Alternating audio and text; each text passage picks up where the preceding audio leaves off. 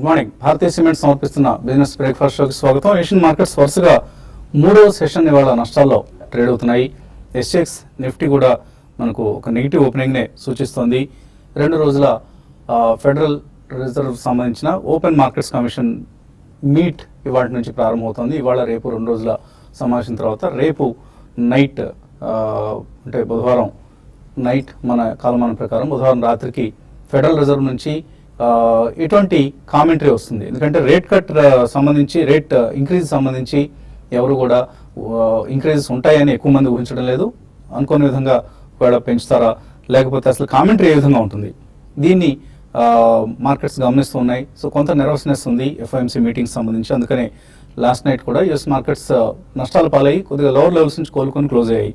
ఇదే పరిస్థితి ఏషియన్ మార్కెట్స్లో కనిపిస్తుంది. ఇప్పుడు మరొక కీలకమైన అంశం బ్యాంక్ ఆఫ్ జపాన్ గురువారం రోజు జరగబోతున్న సమావేశం. ఇందులో స్టిమ్యులస్ సంబంధించి ఎటువంటి నిర్ణయాలు తీసుకుంటారన్న అంశాన్ని కూడా మార్కెట్స్ గమనిస్తూ ఉన్నాయి. ఈ నేపథ్యంలో మార్కెట్స్లో కొంత మనకు ఒక బేరిష్ పరిస్థితి కనిపిస్తుంది. ట్రెండ్ రివర్సల్ అని చెప్పలేం గ్లోబల్ మార్కెట్స్ సంబంధించి, కానీ కొంత నెగిటివ్ ట్రేడింగ్ కనిపిస్తుంది గ్లోబల్ మార్కెట్స్లో. సో చాలా కీలకం. డాలర్ ఇండెక్స్ కూడా మనకు 95 కంటే కింద ట్రేడ్ అవుతుంది. డాలర్ వీక్గా ఉంది. ఎన్ డాలర్ కరెన్సీల మధ్య ప్రస్తుతం యుద్ధం జరుగుతుంది. సో ఏది పైచేయి సాధిస్తుంది అనేది గురువారం తర్వాత కొంత మనకు ఒక స్పష్టం కాబోతోంది ట్రెండ్ ఎలా ఉంటుంది అనేది. సో ఈలోగా మార్కెట్స్ మాత్రం నెగిటివ్గా ఉన్నాయి. మన మార్కెట్స్ సంబంధించి F&O ఎక్స్పైరీ ఉంది. గ్లోబల్ క్యూస్ నెగిటివ్గా ఉన్నాయి అండ్ లిక్విడిటీ డ్రై అయిపోతుంది రాను. సో ఇది మనకు కలవరపరిచే అంశంగా చెప్పుకోవచ్చు. నిన్న కూడా మనం చూసాం మార్కెట్స్ చాలా ఇండెక్స్ స్టాక్స్లో హెవీ సెల్లింగ్ చూసాం మనం. రిలయన్స్ ఇండస్ట్రీస్, HDFC, ITC, మారుతి లాంటి కౌంటర్స్లో సెల్లింగ్ బాగా ఎక్కువగా ఉండడం చూసాం. రిలయన్స్ ఇండస్ట్రీస్ ఒక కౌంటర్లోనే 800 crores worth delivery based selling గమనించాం. అలాగే యాక్సిస్ బ్యాంక్, సన్ ఫార్మా లాంటి కౌంటర్స్లో కూడా 200 crores వర్త్ స్టాక్స్ను వాళ్ళు అమ్మడం జరిగింది. ప్రధానంగా domestic institutional investors. Days selling position చూస్తే మనకు 750 కోట్లకు పైగా వర్త్ స్టాక్స్ డేస్ అమ్మకం చేయడం చూసాం. హైయెస్ట్ ఇన్ ఏప్రిల్ ఇది. అలాగే foreign institutional investors just 222 crores worth stocks మాత్రమే కొన్నారు. సో ఫారినర్స్ లాస్ట్ మంత్ మనకు $4.1 billion ఇండియన్ మార్కెట్స్లో ఇన్వెస్ట్ చేశారు. బట్ ఈ మంత్లో మాత్రం అంటే మార్చ్లో, so March was a very beautiful month ఈ ఏడాదికి సంబంధించి. బట్ ఏప్రిల్లో 335 million ఇప్పటిదాకా కనిపిస్తుంది FI buying figure. So liquidity తగ్గుతోంది. గ్లోబల్ క్యూస్ నెగిటివ్గా ఉన్నాయి and corporate earnings, Reliance industries లాంటి కంపెనీస్ రిజల్ట్ పాజిటివ్గా వచ్చినప్పటికీ వాళ్ళ ప్రాజెక్ట్స్ డిలేస్ ఏవైతే ఉన్నాయో వీటన్నిటి వలన ప్రాజెక్ట్ వ్యయం పెరిగిపోతుంది. రాబోయే రోజుల్లో కాస్ట్ ఓవర్రన్స్ ఉంటాయి. ఇటువంటి కన్సర్న్స్ అన్నిటితో బ్రోకింగ్ సంస్థలు రిలయన్స్ స్టాక్ను అమ్మండి అవుట్ పెర్ఫార్మ్ నుంచి న్యూట్రల్ తగ్గించారు. కొంతమంది అయితే సెల్ అనే రికమెండేషన్ కూడా ఇవ్వడం జరిగింది. సో మనం నిన్న కూడా అనుకున్నాం లాస్ట్ 5 yearsలో రిలయన్స్ ఇండస్ట్రీస్లో ఇన్వెస్ట్ చేసిన వాళ్ళకి 0 రిటర్న్ వచ్చింది. కాబట్టి Reliance is a very non performing, under performing స్టాక్గా చెప్పుకోవచ్చు. సో రిలయన్స్ డ్రాక్ చేసింది నిన్న ఇండెక్స్ను. అలాగే ఇతర కౌంటర్స్లో మారుతి ఇవాళ 2 కీలకమైన రిజల్ట్స్ రాబోతున్నాయి ఇండెక్స్ స్టాక్స్ సంబంధించి, యాక్సిస్ అండ్ మారుతి. సో ఈ 2 కూడా నెగిటివ్గా ఉంటాయా, రిజల్ట్స్ పాజిటివ్గా ఉంటాయా అన్న అంశాన్ని మార్కెట్స్ గమనిస్తున్నాయి. యాక్సిస్ సంబంధించి అసెట్ క్వాలిటీ కొద్దిగా తగ్గే అవకాశం ఉంది. అందుకే నిన్న యాక్సిస్లో మనం సెల్లింగ్ చూసాం. అలాగే మారుతికి సంబంధించి ఎటువంటి గైడెన్స్లు ఇస్తుంది కంపెనీ, ఒకవేళ డౌన్వర్డ్ రివిజన్ ఏదైనా ఉంటుందా గైడెన్స్లో అన్న అంశాన్ని మార్కెట్స్ కీలకంగా గమనిస్తున్నాయి. ఇంతకుముందు double digit revenue guidance, double digit growth ఉంటుందని ఇచ్చిన కంపెనీ ఇప్పుడు మేబీ ఎన్ ఇంపాక్ట్ కారణంగా తగ్గించే అవకాశం ఉంది. అదే కనుక జరిగితే మారుతిలో కూడా మళ్ళీ సెల్లింగ్ ప్రెషర్ మనం గమనిస్తాం. సో చాలా నిన్నే అనుకున్నాం మనం కరెక్షన్కి సిద్ధంగా ఉన్నాయి మార్కెట్స్ అని. కొద్దిగా బేరిష్ పొజిషన్స్ ఎక్కువ క్రియేట్ అవుతున్నాయి. ఫర్ ఇన్స్టాన్స్ ఫారిన్ ఇన్స్టిట్యూషనల్ ఇన్వెస్టర్స్ని చూస్తే మనం ఇండెక్స్ ఆప్షన్స్లో వాళ్ళు పుట్ ఆప్షన్స్ ఎక్కువగా కొంటున్నారు. నిన్న కూడా 750 crores వర్త్ ఇండెక్స్ ఆప్షన్స్, ఇవి 24,000 లాంగ్ 24,000 పుట్ ఆప్షన్స్ను వాళ్ళు కొనటం చూసాం. సో ఇటువంటి ఫ్రెష్ కాంట్రాక్ట్స్ కూడా మనకు ఒక ఇండికేషన్ ఇస్తున్నాయి మార్కెట్స్లో కొంత కరెక్షన్, బేరిష్నెస్ నెలకొంది షార్ట్ టర్మ్ సంబంధించని. సో 200-day మూవింగ్ యావరేజ్ ఏదైతే ఉందో దీనిపైన మొన్న వచ్చిన బ్రేక్అవుట్ ఒక ఫాల్స్ బ్రేక్అవుట్ అన్న అనుమానాలు కూడా ఇప్పుడు వస్తున్నాయి. సో కేర్ఫుల్గా ఉండాలి లాంగ్ పొజిషన్ తీసుకున్న వాళ్ళు, ఎస్పెషల్లీ మేబీ షార్ట్ సెల్లర్స్కి ఇది అనుకూలమైన సమయంగా మనకు కనిపిస్తుంది. ఇక IPO మార్కెట్లో కొంత యాక్షన్ మనకు సిద్ధంగా ఉంది. మేబీ ఇన్వెస్టర్స్ కొంత సొమ్మును సెకండరీ మార్కెట్ కంటే కూడా ప్రైమరీ మార్కెట్ వైపు డైవర్ట్ చేయడం, షిఫ్ట్ చేయడం బెటర్ స్ట్రాటజీ ఇప్పుడు. రెండు ఇష్యూస్ మనకు ప్రధానంగా రాబోతున్నాయి. ఉజ్జీవన్ ఫైనాన్షియల్ సర్వీసెస్ 207 నుంచి 210 రూపాయల ప్రీమియంతో ఆఫర్ చేస్తున్నారు, ప్రైస్ బ్యాండ్తో ఆఫర్ చేస్తున్నారు. సో మరొక స్మాల్ బ్యాంక్ లైసెన్స్ పొందిన మైక్రో ఫైనాన్స్ ఇన్స్టిట్యూషన్ ఇది. మనం ఇంతకుముందు ఈక్విటాస్ హోల్డింగ్స్ చూసాం. సో చాలా చక్కటి లిస్టింగ్ ఈక్విటాస్ హోల్డింగ్స్ రావడం చూసాం. అదే పరిస్థితి ఇప్పుడు ఉజ్జీవన్ కూడా రాబోతుంది. ఎందుకంటే వాల్యుయేషన్ అట్రాక్టివ్గా ఇస్తున్నారు. Price to book value issue అనంతరం ఉండే బుక్ వాల్యూకి ప్రైస్కి మనం చూస్తే 1.66 టైమ్స్ మల్టిపుల్తో ఇస్తున్నారు. సో ఒక అట్రాక్టివ్ ఇష్యూ తప్పకుండా అప్లై చేయొచ్చు. అలాగే థైరోకేర్ టెక్నాలజీస్ 27th ఓపెన్ అవుతుంది, అంటే రేపటి నుంచి ఇష్యూ ఓపెన్ అవుతుంది. థైరోకేర్ టెక్నాలజీస్ డయాగ్నోస్టిక్ సర్వీసెస్లో టాప్ 4 కంట్రీలోనే టాప్ 4 లీడింగ్ బ్రాండ్స్లో ఇది కూడా ఒకటి. సో ఒక స్ట్రాంగ్ బేస్ ఉంది. డాక్టర్ లాల్ ప్యాథ్ ల్యాబ్స్ తర్వాత వస్తున్న సెకండ్ ఇష్యూ ఈ సెగ్మెంట్ నుంచి. సో లాల్ ప్యాథ్ ల్యాబ్స్కి మంచి వాల్యుయేషన్ రావడం చూసాం మనం. అదే పరిస్థితి బహుశా థైరోకేర్ కూడా రాబోతోంది. So enterprise value to sales ratio అంటారు. So and EV to sales ratio చూస్తే మనం నెక్స్ట్ 2 yearsకు 4 to 5 times కనిపిస్తోంది థైరోకేర్లో. ఇది డాక్టర్ లాల్ ప్యాథ్ ల్యాబ్స్లో 7 to 8.5 times ఉంది. సో లాల్ ప్యాథ్ ల్యాబ్స్ కంటే తక్కువ వాల్యుయేషన్కు ఇస్తున్నారు, తక్కువ మల్టిపుల్స్ దగ్గర ఆఫర్ చేస్తున్న ఇష్యూ. సో ట్రాక్ రికార్డ్ బాగుంది కాబట్టి ఫ్యూచర్ ప్లాన్స్ కూడా అగ్రెసివ్గా ఉన్నాయి. ఈ పరిస్థితిలో థైరోకేర్ కూడా ఇన్వెస్ట్మెంట్కి అనుకూలంగా ఉంది. సో కొంత మనీని ఐపీఓస్ కోసం సిద్ధంగా ఉంచుకోండి. మేబీ బ్యాడ్ టైమ్స్లో లిస్ట్ అయితే చెప్పలేం, కానీ అదర్వైజ్ రెండు కూడా డీసెంట్ రిటర్న్స్ను షార్ట్ టు మీడియం టర్మ్లో ఇచ్చే అవకాశం కనిపిస్తుంది. ఇక్కడ మార్కెట్స్ పరిస్థితి గురించి మాట్లాడేందుకు కొంత అనలిస్ట్ సిద్ధంగా ఉన్నారు. సో మార్కెట్స్లో కొంత కరెక్షన్ కనిపిస్తుంది. ఇప్పుడు ఇండెక్స్ స్టాక్స్లో ప్రత్యేకించి మేబీ అది మిడ్ క్యాప్ స్మాల్ క్యాప్స్ కూడా ఎక్స్టెండ్ అయ్యే అవకాశం ఎంతవరకు ఉంది? డెఫినెట్లీ అండి, ఎందుకంటే ఓవరాల్ గా మనకి కరెక్షన్ అనేది లాస్ట్ 2 days లోనే మొదలైందని చెప్పాలి. బట్ మేజర్ కరెక్షన్ చూడలేదు. సో ఆబ్వియస్లీ మనకి ఎల్లుండి F&O క్లోజింగ్ కూడా ఉంది కాబట్టి, అండ్ ఇంటర్నేషనల్ మార్కెట్స్ అన్ని అక్రాస్ ద వరల్డ్ అన్ని కూడా వీకే ఉన్నాయండి. So I think this is definitely sell on rallies market లా మనం పరిగణనలో తీసుకోవచ్చు. గోయింగ్ ఫార్వర్డ్ నెక్స్ట్ సిరీస్ లో కూడా ఎట్లా బిహేవ్ చేస్తుందని మనం చాలా కీన్ గా వెయిట్ చేసి చూడాలి. బట్ ఓవరాల్ గా మనకి గతంలో కూడా జరిగిందే అండి, ఎక్కడైనా రిజల్ట్స్ వచ్చినప్పుడు డెఫినెట్లీ అక్కడ సెల్లింగ్ కి గురవుతుంది మార్కెట్, ఇండివిజువల్ కౌంటర్స్ కానివ్వండి, సెక్టర్స్ కానివ్వండి. ఎందుకంటే కొద్దిగా ప్రాఫిట్ బుకింగ్ అనేది పొజిషనల్ ట్రేడర్స్ అనేది తీసుకుంటారు. అండ్ డెఫినెట్లీ మనకి ఈ రిజల్ట్స్ ఫస్ట్ ఫ్యూ రిజల్ట్స్ కూడా బాగానే వచ్చాయి. బారింగ్ 1 or 2 డెఫినెట్లీ అక్కడ ప్రాఫిట్ బుకింగ్ వస్తుందండి. సో కొన్ని ఈవెంట్స్ మీరు ఇందాక మెన్షన్ చేసినట్టు మేబీ ది యూఎస్ ఈవెంట్స్ కానివ్వండి, బ్యాంక్ ఆఫ్ జపాన్ ఈవెంట్స్ కానివ్వండి, ఇవన్నీ కూడా మనకి అన్సర్టనిటీ అని చెప్పుకోలేము. బట్ ఇవి రెగ్యులర్ గా తరచుగా జరిగే విషయాలే కాబట్టి at least wait and watch mode లో మార్కెట్ ఉందని చెప్పాలి. So it's taking a pause and a consolidation అండి. కొద్దిగా సెల్లింగ్ మనం ఎక్స్పెక్ట్ చేయొచ్చు. డెఫినెట్లీ కొన్ని కౌంటర్స్ లో మాత్రం ప్రాఫిట్ బుకింగ్ అనేది కొద్దిగా ఎక్కువగానే ఉంది. So next few days are interesting. కొద్దిగా వెయిట్ అండ్ వాచ్ మోడ్ లో ఉంటేనే, కాషియస్ గా ఉంటేనే బెటర్ అని చెప్పొచ్చండి. సో టెక్నికల్లీ ట్రేడర్స్ కు ఎక్స్పైరీ సమీపిస్తుంది కాబట్టి ఎటువంటి positions, short positions or long positions recommend చేస్తారు? చాలా వరకు షార్ట్ పొజిషన్స్ రికమెండ్ చేస్తానండి. ఎందుకంటే మార్కెట్ చూసాము గత 3-4 రోజులుగా కన్సాలిడేట్ అయ్యి, అయితే నిన్నటి రోజు బ్రేక్ డౌన్ అనేది మనం చూసాము. ఇన్ని రోజులు కూడా కన్సాలిడేట్ అయినా కూడా ఒక 200 days మూవింగ్ యావరేజ్ పైన నిఫ్టీ సస్టైన్ అయింది. బట్ నిన్న రోజు మాత్రం బ్రేక్ డౌన్ చూసాము. దీనికి తోడు ఏంటంటే F&O మనకి క్లోజింగ్ వచ్చింది కాబట్టి ఈ టైంలో ఇటువంటి కరెక్షన్ అంటే ఒక 50 పాయింట్ అయినా కూడా ఒక లాంగ్ అన్వైండింగ్ చేసినా కూడా, పెద్దగా సెల్లింగ్ లేకపోయినా లాంగ్ అన్వైండింగ్ చేసినా కూడా మార్కెట్లో ఒక డౌన్ ట్రెండ్ అనేది ఏర్పడడానికి అవకాశం ఉంది. దీనికి తోడు కోఇన్సిడెంట్ గా ఆల్ గ్లోబల్ మార్కెట్స్ అన్ని కూడా దాదాపు ఒక ఇన్ని రోజులు ఒక అప్ ట్రెండ్ కి రివర్సల్ ప్యాటర్న్ ఏర్పడాయి. అన్ని కూడా ఓవర్ బాట్ జోన్ నుంచి కొంచెం కరెక్షన్ వచ్చింది. ఇది హెల్దీ కరెక్షన్ గా చెప్పొచ్చు. అయితే నెక్స్ట్ 2-3 రోజులు మార్కెట్ లో ఒక వోలటాలిటీ అనేది ఉంటుంది కాబట్టి దాని దృష్టిలో పెట్టుకొని ట్రేడ్ చేసుకోమంటాను. అయితే మిడ్ అండ్ స్మాల్ క్యాప్ లో కూడా నిన్న చూసాము 1-2 స్టాక్స్ తప్ప మిగతా అన్ని కూడా డౌన్ సైడే ఎక్కువ మనకి పార్టిసిపేషన్ చూసాము. ఈవెన్ నాన్ F&O స్టాక్స్ లో కూడా సెల్లింగ్ అనేది మనం చూస్తున్నాము. కాబట్టి ట్రేడర్స్ మాత్రం ఎక్కువగా సెల్లింగ్ సైడే మనకి పొజిషన్ తీసుకోమంటాను.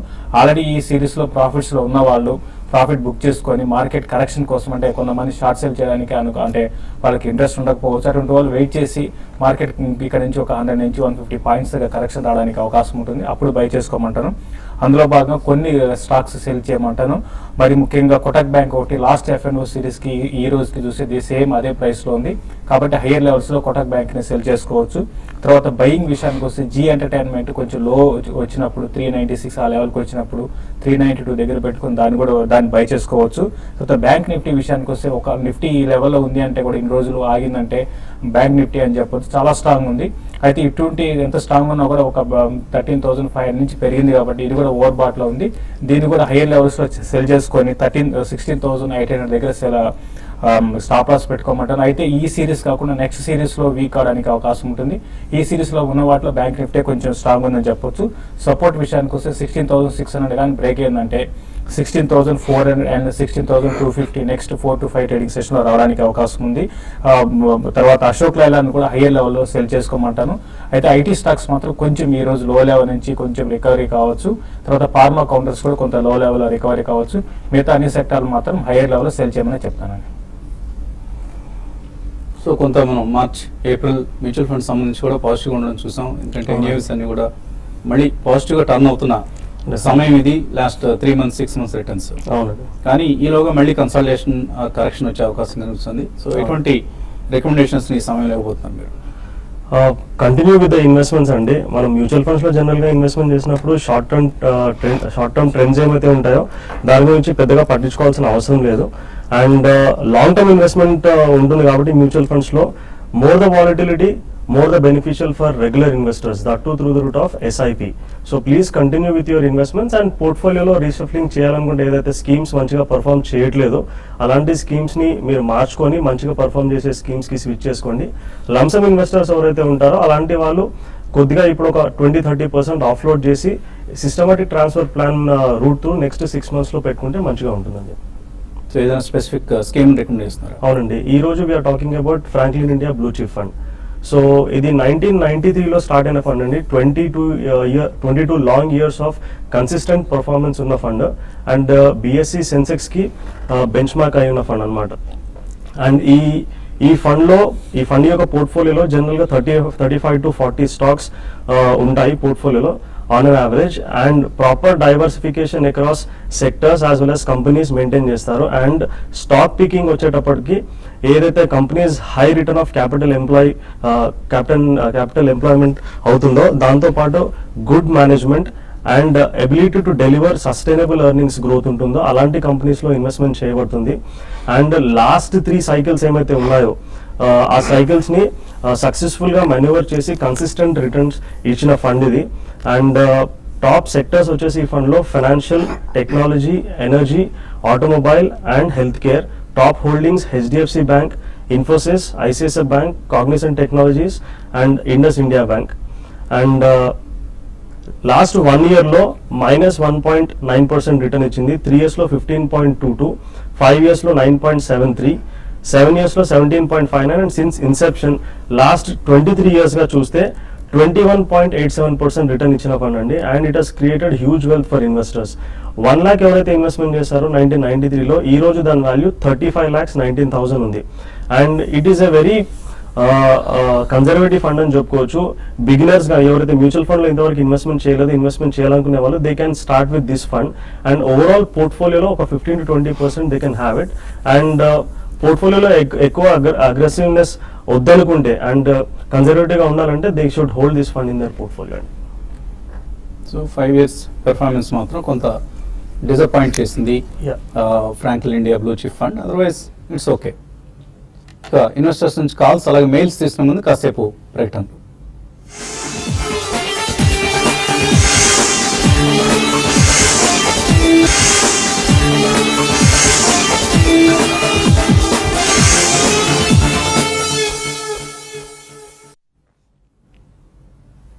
భారతీయ సిమెంట్ సమర్పిస్తున్న బిజినెస్ బ్రేక్ఫాస్ట్ షోకి స్వాగతం. గ్లోబల్ క్యూస్ నెగిటివ్ ఉండడంతో మన మార్కెట్స్ ఇవాళ ఒక గ్యాప్ డౌన్ ఓపెనింగ్ కోసం సిద్ధమవుతున్నాయి. 7840 దగ్గర 35 పాయింట్ల నష్టంతో కనిపిస్తుంది SGX నిఫ్టీ. విశ్వేశ్వరరావు బెంగళూరు నుంచి మొదటి కాలర్ లైన్లో ఉన్నారు. హలో. నమస్తే అండి, అడగండి. ఏమండి? ఓకే, వైజాగ్ నుంచి, మా ఊరు నుంచి అడగండి.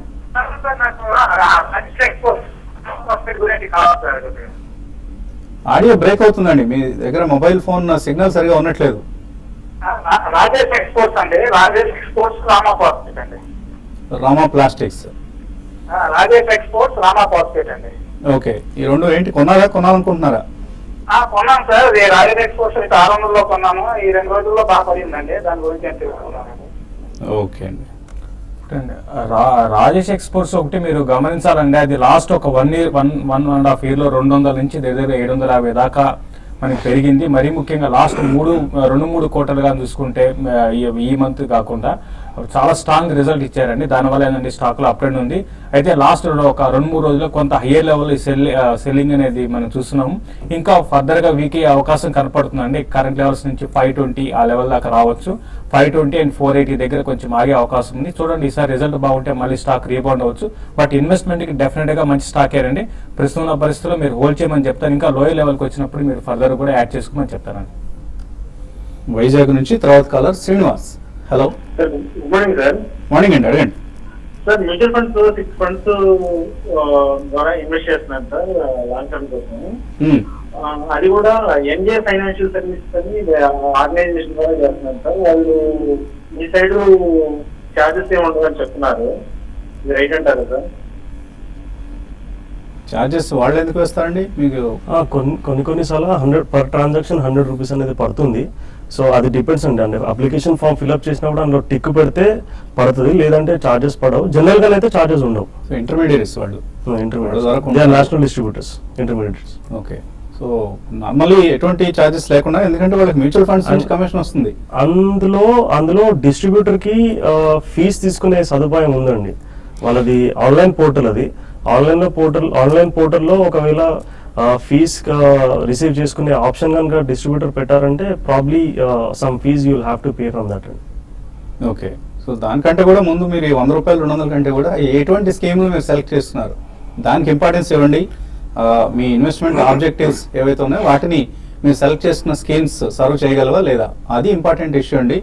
ఇప్పుడు కమిషన్లు ఇవి 0.1% ఆర్ 0.05% ఇటువంటివి ఇట్ డజంట్ మ్యాటర్. సో మీరు ముందుగా ఫోకస్ చేయాల్సింది స్కీమ్స్ గురించి. మీరు ఆ స్కీమ్ డీటెయిల్స్ చెప్పలేదు, అదర్వైజ్ దానికి సంబంధించి సరైన సలహా కూడా ఇచ్చే పని. రెడ్డపరెడ్డి బెంగళూరు నుంచి. Hello, hi sir, good morning. Morning అండి, అడగండి. నేను స్టాటా స్టీల్స్ సెల్ చేశానండి. అది హోల్డ్ లో పెట్టచ్చా లేకపోతే మళ్ళీ సెల్ చేయొచ్చా? ఐ మీన్ అమ్మేయచ్చా? సెల్ చేశారా, బై చేశారా మీరు? సేల్ చేశానండి. 20 లాట్స్ సేల్ చేశాను. 20 లాట్స్ సెల్. ఎంత ఏ రేట్లో అమ్మారు? 50 అండి. ఏమండి? 350 లెవెల్స్. 350. టాటా స్టీల్ అయితే ఒక మనం చూసాం 220 లెవెల్స్ నుంచి దగ్గరగా మనం చూసామంటే 360 దాకా రావడం చూసాము. అయితే అక్కడ నుంచి కొంచెం రివర్సల్ అనేది చూసాము, కొంచెం వీక్ కావచ్చు అండి. అయితే మీరు రీసెంట్ గా వచ్చిన కమాడిటీస్ లో ర్యాలీ ఒకటి, తర్వాత మళ్ళీ యూకేలో ఉన్న లాస్ట్ లో ఉన్న బిజినెస్ ఎగ్జిట్ కావడం అనేది లాంగ్ టర్మ్ డెఫినెట్ గా పాజిటివ్ అంశాలండి. అయితే ఇప్పుడున్న పరిస్థితుల్లో టెక్నికల్ పరంగా చెప్పాలంటే మీరు కొంచెం వీక్ అయ్యి అరౌండ్ 342 కానీ బ్రేక్ అయిందంటే 322 దాకా రావచ్చు. బట్ ఈ సిరీస్ లో మాత్రం స్ట్రాంగ్ ఉండే అవకాశం ఉంది. నెక్స్ట్ సిరీస్ లో మాత్రం ఇది వీక్ అయ్యే అవకాశం ఉంది. క్లోజర్ గా 320 దాకా రావచ్చు. కాబట్టి మీ సెల్లింగ్ పొజిషన్ హోల్డ్ చేయమని చెప్తానండి. సురేష్ దున్నా యుఎస్ఏ నుంచి మనకు మెయిల్ పంపించారు. మనం డిస్ప్లే చేస్తున్న యుఎస్ఏ నెంబర్ పనిచేయడం లేదట, ఒకసారి చెక్ చేస్తామండి ఎందుకు పనిచేయడం లేదనేది. వీలైతే మీకు నెక్స్ట్ సెషన్ నుంచి కూడా సరైన నెంబర్ని ఇచ్చే ప్రయత్నం చేస్తాం అమెరికన్ కాలర్స్ కోసం. ఆయన టీసీఎస్, బిహెచ్ఎల్, పిఐ ఇండస్ట్రీస్ ఈ 3 కొందాం అనుకుంటున్నారు, కొనుక్కోవచ్చా? Yeah, I think definitely అండి. PA Industries is one of the strongest players in agrochemicals. TCS ఈ క్వార్టర్ రిజల్ట్స్ బాగుంది కానీ కొంచెం ఏదైనా మార్జిన్స్ లో అండ్ వాళ్ళకు ఒక పెనాల్టీ అనేది పడ్డది. సో అందుకని it's taken a back seat. But long term investor అయితే అట్లీస్ట్ 2 years ప్లస్ ఉంటే ఈవెన్ బిహెచ్ఎల్ అండి సబ్స్టాన్షియల్ కరెక్షన్ అయిపోయింది. సో మూడిట్లో కూడా మీరు 2 price points లో కొనుక్కోండి. గోపాల్ రాయ్ అన్న పేరుతో వచ్చింది, సౌదీలో ఉంటారట ఆయన. వైఫ్ డాటర్ ఇండియాలోనే ఉంటున్నారు, వాళ్ళ కోసం హెల్త్ ఇన్సూరెన్స్ ప్లాన్ తీస్తాం అనుకుంటున్నారు. ఎటువంటి పాలసీని, వైఫ్ ప్రెగ్నెంట్ కూడా అట ఇప్పుడు, సో ఇన్సూరెన్స్ ప్రెగ్నెంట్ వైఫ్కి వర్తిస్తుందా, పుట్టబోయే బేబీకి వర్తిస్తుందా? సో జనరల్గా ప్రెగ్నెన్సీలో ఉన్నప్పుడు హెల్త్ ఇన్సూరెన్స్ ఇవ్వరండి, ఎందుకంటే హై రిస్క్ కాబట్టి. సో డెలివరీ అయిపోయిన తర్వాత 3 months తర్వాత you can take the insurance cover అండి. దానికి మీరు Apollo Munich Optima register plan ని కన్సిడర్ చేయొచ్చు. సో దాని బెనిఫిట్స్ చాలా మంచిగా ఉన్నాయి. వెంకటరమణ దోబగుంట్ల పేరుతో వచ్చింది. యాక్సిస్ బ్యాంక్ 410లో, ఇండియన్ టెరైన్ 130లో, Prestige Estates, Aban Offshore, ICICI, Tata motors, Uflex, Deep industries, Equitas holdings ఇవన్నీ కొనున్నారు. కరెక్టా? మంచి యూఎస్లో ఉంటారు ఈయన కూడా, వెంకటరమణ గారు కూడా. ఎటువంటి పోర్ట్ఫోలియో ఆయన బిల్డ్ చేసుకున్నారు? మంచిదేనా? మంచి పోర్ట్ఫోలియో ఇది. ఇట్స్ అ బిగ్ లిస్ట్ అండి. I think some of the counters are good అండి, బట్ అబాన్ ఆఫ్షోర్ ఇటువంటి ఏదైనా ట్రేడింగ్ బంప్స్ వస్తే మాత్రం డెఫినెట్లీ అందులోంచి అమ్మండి. ఎందుకంటే ఓవరాల్ అది directly related to crude and as it is drilling అనేది చాలా పడిపోయింది కాబట్టి. సో 1-2 మినహాయిస్తే మిగతా ఇవన్నీ కూడా ఓకే స్టాక్సే, మంచి స్టాక్సే కొన్నారు మీరు. సో మేబీ ఆయనకి ఇంకా ఏమైనా నెక్స్ట్ 5 years కోసం వాళ్ళ పాప కోసం ఇన్వెస్ట్ చేద్దాం అనుకుంటున్నారు, ఇటువంటి స్టాక్స్ రికమెండ్ చేస్తారు? యా ప్రాబ్లీ 5 years అంటే ఎన్బిఎఫ్సిస్ లో కొన్ని క్వాలిటీ స్టాక్స్ ఉన్నాయండి. Probably Bajaj finance, capital first is good and మనకి ఆటోమొబైల్స్ లో కూడా TVS Motors, Ashok Leyland definitely they look good. Pharmaceuticals lo I think now at this valuation Sun Pharma, Dr. Reddy's also look good అండి. So అలాగే FMCGs లో కూడా Dabur, Emami they also look good. So ఇటువంటి companies లో మీరు long term అంటున్నారు కాబట్టి definitely the next 6 months SIP అన్న చేయండి, లేకపోతే 2 price points with 10-15% కరెక్షన్ కొనుక్కోండి. ఐవివి రాజు 2-3 ELSS ఫండ్స్ ను ఎస్ఐపి చేస్తారట 15,000 రూపాయలు. 66 years ఓల్డ్ రిటైర్డ్ ఆఫీసర్, మీకు ఎందుకు sir ELSS? Unless you have a very high tax burden, మీకు ELSS కరెక్ట్ స్కీమ్స్ కావండి. మీ ప్రొఫైల్ ఏంటనేది మనకు తెలియదు. అయినా 15,000 అంటే 1,80,000 per year అండి. మనకు ATC సెక్షన్ కింద 1.5 lakhs ఎలిజిబిలిటీ. సో మాక్సిమం మీరు 12,500 మంత్లీ చేసుకుంటే మంచిగా ఉంటుంది. దానికి మీరు ICICI Prudential long term equity fund, axis long term equity fund and Franklin India tax shield, ఈ మూడిట్లో మీరు స్ప్రెడ్ చేసి ఇన్వెస్ట్మెంట్ చేసుకోవచ్చు. అలాగే RSN మూర్తి పంపించారు email. Birla Sun Life frontline equity, ICICI value discovery, HDFC balanced, DSP micro cap, ఈ 4 SIP చేస్తారట. 4 నుంచి 2 ఫండ్స్లో ఎస్ఐపి చేస్తారట 10 సంవత్సరాల కోసం. ఓకే, ఏది రికమెండ్ చేస్తారు? ఏ రెండింటిని రికమెండ్ చేస్తారు? 2 ఫండ్స్ కాకుండా అట్లీస్ట్ 4 మీరు స్ప్రెడ్ చేసుకుంటే మంచిగా ఉంటుందండి. మిగతా 3 ఫండ్స్ కూడా మంచిగానే పర్ఫార్మ్ చేస్తున్నాయి. రెగ్యులర్ డైవర్సిఫైడ్ ఫండ్స్ లో మీరు బ్యాలెన్స్డ్ ఫండ్ ఇన్వెస్ట్మెంట్ చేయాలనుకుంటున్నారు, HDFC బ్యాలెన్స్డ్ ఫండ్, దాని బదులు go for 1 more equity diversified fund. దానికి మీరు HDFC బ్యాలెన్స్ ఫండ్ బదులు మీరు ఫ్రాంక్లిన్ ఇండియా ప్రైమర్ ప్లస్ లో ఇన్వెస్ట్మెంట్ చేసుకోవచ్చు. 4 కూడా 2,500 ఈచ్ ఇన్వెస్ట్మెంట్ చేసుకుంటే ప్రాపర్ బ్యాలెన్స్డ్ పోర్ట్ఫోలియో అవుతుంది మీకు. సో అన్నీ కూడా మంచి స్కీమ్సే మీరు సెలెక్ట్ చేస్తున్నారు. ఇది ఇవాల్టి, ఇంకా చాలా మెయిల్స్ మిగిలిపోయాయి కానీ సమయం మించిపోయింది కాబట్టి చదవలేకపోతున్నాం. ఇది ఇవాల్టి బిజినెస్ బ్రేక్ఫాస్ట్. మధ్యాహ్నం స్మార్ట్ ఇన్వెస్ట్లో మళ్ళీ కలుద్దాం.